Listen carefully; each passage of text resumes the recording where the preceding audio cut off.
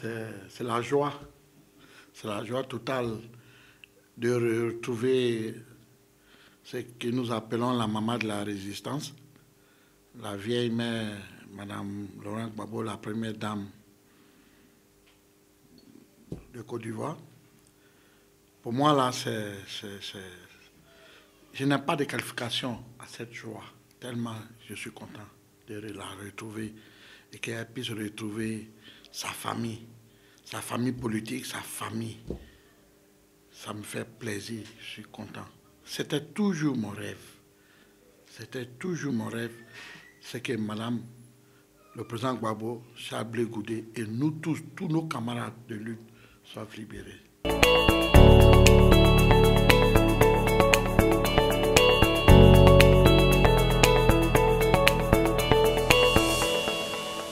Vous savez, Dieu, comme je vous ai dit, je continue à le dire, Dieu est amour et Dieu est juste. La justice de Dieu est la justice suprême de tout sur cette terre. Vous ne vous attendez pas à ça. Mais si moi je te dis, nous, ça ne nous surprend pas.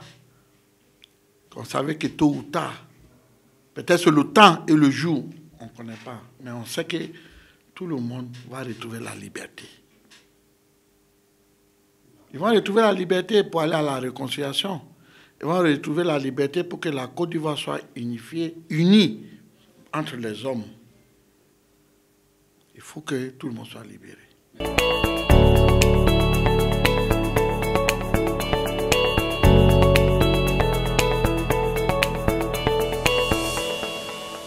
Vous savez, on l'a toujours dit, on continue à le dire. Moi, personnellement même, j'ai toujours dit que la réconciliation, là, ça ne peut pas partir pour laisser Gbagbo. Gbagbo est la maîtresse, c'est lui la clé maîtresse de la réconciliation ivoirienne. La pièce maîtresse de la réconciliation, c'est le président Laurent Gbagbo. Et ça, tout le monde le sait. Alassane sait, Bédié sait, M. Soro Guillaume le sait, tous les Ivoiriens le savent, tous les militants de tous les partis savent. On a vécu depuis la crise jusqu'à aujourd'hui, on a vécu, il n'y a eu quelle réconciliation? Il ne peut pas. Mais si le président Laurent Gbagbo est libéré, la Côte d'Ivoire va se réconcilier. Sans problème. Il ne faut pas qu'on va écouter les fanatiques, les gens vont dire n'importe quoi. Le problème, elle est là. Il faut libérer tout le monde, y compris le président Laurent Gbagbo et le ministre Charles Blé Goudé, pour aller à la vraie réconciliation. Vous avez vu le geste que le président Alassane Ouattara a fait. Vous avez vu aujourd'hui la joie partout. Non seulement en Côte d'Ivoire, mais partout en Afrique, partout. Tout le monde est content de ce geste-là. Mais il y en a encore à faire. Vous savez, pour diriger un pays qui est sorti d'une crise aussi comme celle de la Côte d'Ivoire, il y a beaucoup de sacrifices à faire. Beaucoup de sacrifices à faire. Et quand il s'agit de faire des sacrifices qui peuvent amener la paix et la réconciliation dans l'intérêt même de la nation, il faut le faire. Quel que soit le prix, il faut le faire. Le gouvernement a dépensé plus de 40 milliards en nommant le ministre Bani pour envoyer les Ivoiriens à la réconciliation. Vous avez vu? La réconcilier qui? La réconcilier quoi? Donc, ce n'est pas là le problème. Le problème, il faut libérer les prisonniers. On va aller tous à la réconciliation. C'est important.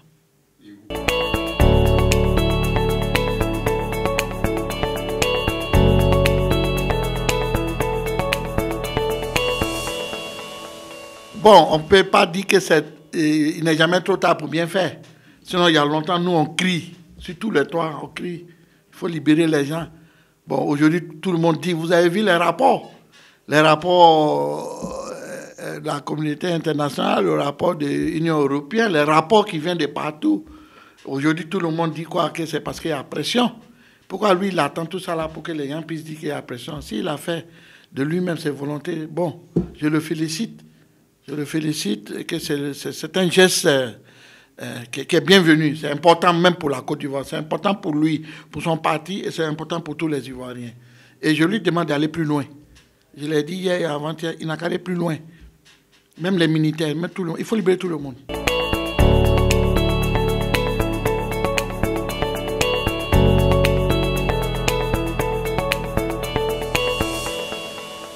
Mais vous savez, moi, je fais partie de cette famille. Hein.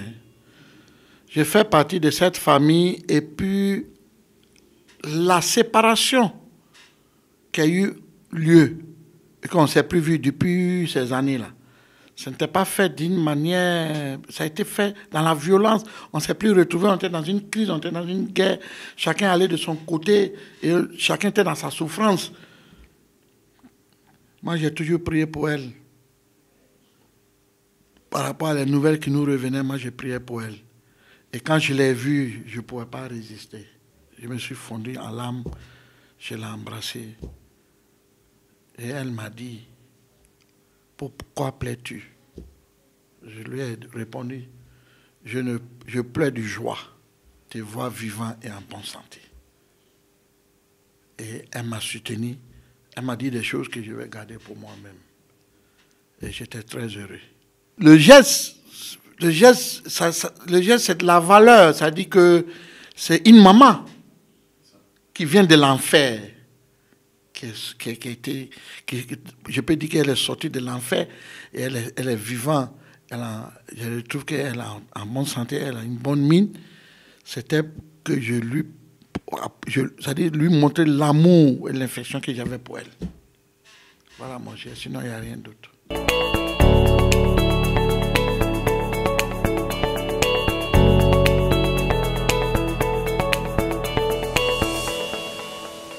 Vous voyez, le président Foy-Boyen disait que le chien aboie, la caravane passe. Laissez les chiens continuer à aboyer, le président centrafricain va continuer à avancer. Moi, je ne gère pas les humains ou ce que les gens disent. Moi, je ne gère pas ça. Moi, je fais ce qui est juste. Je fais ce qui est bon pour la Côte d'Ivoire et pour les Ivoiriens et pour la nation.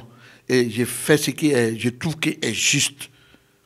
C'est un geste qui est juste, qui est sage de ma part. Voilà. Quand le président Gbagbo va sortir, je me mettrai en genoux devant lui. Voilà. Donc, je ne gère pas le reste. Moi, je ne gère pas le reste. Le chien n'a qu'à continuer à boire. Moi, je continue à avancer. Voilà. Parce que personne n'a empêché quelqu'un pour aller se mettre devant. Personne n'a empêché quelqu'un d'aller se mettre en genoux devant elle. Personne. Tout le monde est parti la saluer. Chacun avait sa façon de faire pour lui. Voilà. Et madame, la première dame a du respect pour moi. Et moi, j'ai le respect pour elle comme une maman. Voilà. Donc, on laisse affaire de Sam Afi là. Moi, je ne suis pas attaché ni à Afi, ni à quelqu'un. Voilà. Je suis ce qui je suis. J'ai 55 ans. Il n'y a pas quelqu'un qui doit me guider. Moi, j'ai mon éducation en moi. D'autres ont leur éducation à eux. Chacun de nous a une éducation. Donc, je n'ai pas besoin qu'on m'apprenne ce que je dois faire. Voilà.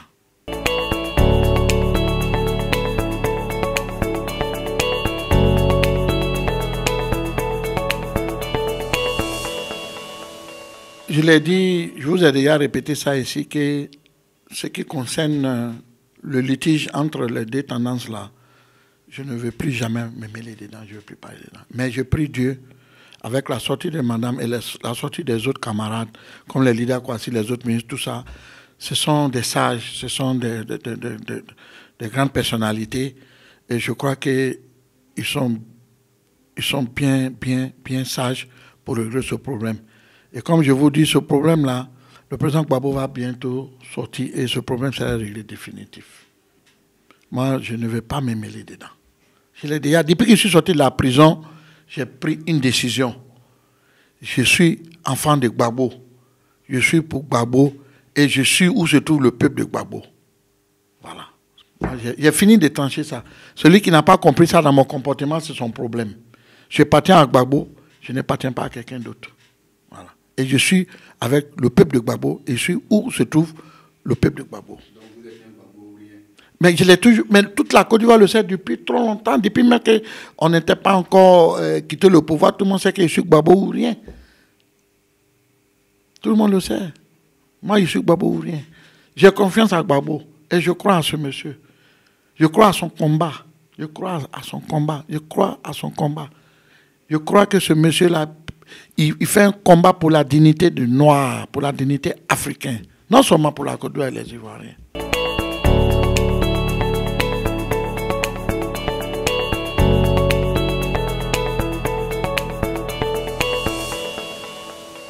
il n'est pas impossible que les différents partis vont faire des nouvelles alliances. Hein.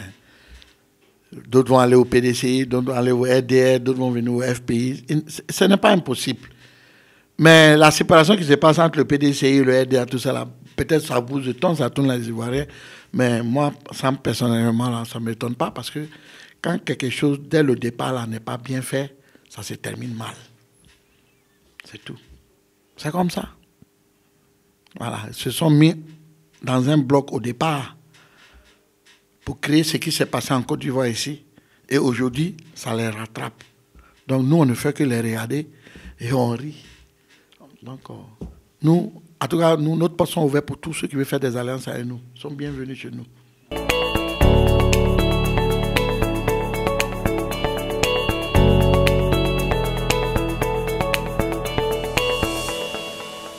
Moi, j'attends l'arrivée de Laurent Gbagbo. Mais tant qu'il y a la CI, qui est là, ce n'est pas encore réformé, non. Je l'ai toujours dit, je vous ai dit ça la fois passée. On va pas aller ni pas avec la CI qui est là. Il faut que ça soit réformé.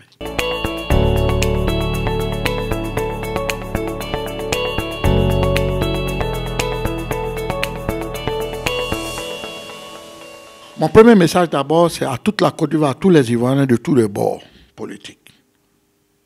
Parce que j'attends ici, j'attends là. Oui, on va libérer le président Laurent Gbagbo. Les gens vont faire des vengeances, les gens vont faire des règlements de comptes. Ça là, ceux qui disent ça là, et ils ne veulent pas le bonheur de la Côte d'Ivoire. Sinon, le président Gbagbo là, quand il va venir là, il n'aura rien. Les Ivoiriens vont se réconcilier, ils vont se mettre dans la main et on va les devant. Donc, mon souhait, c'est de demander à tous les Ivoiriens de s'apprêter pour accueillir le président Laurent Gbagbo, de partout où vous êtes. Voilà. C'est pour l'intérêt même de la Côte d'Ivoire. Après tout, la Côte d'Ivoire, là, c'est notre seule patrie. La Côte d'Ivoire, c'est notre seul pays. C'est notre seul pays.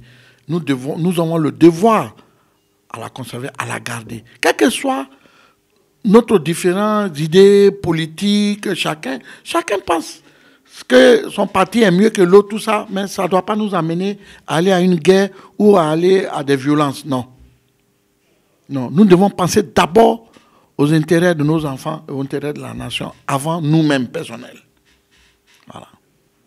Donc, mon souhait que les Ivoiriens se réconcilient, que les Ivoiriens mettent dans la main, qu'on avance. On a vécu toutes ces années-là, depuis combien de temps là? Ça a servi à quoi? Ça doit nous donner des leçons aujourd'hui.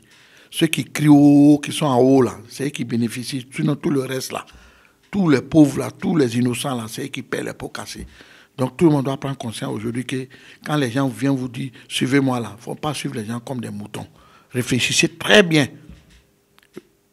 pour savoir l'homme qui est devant vous, c'est qui. Moi, mon dernier mot, c'est que Dieu bénisse la Côte d'Ivoire, que Dieu bénisse tous les Ivoiriens et que la réconciliation vraie soit installée en Côte d'Ivoire ici. Je vous remercie.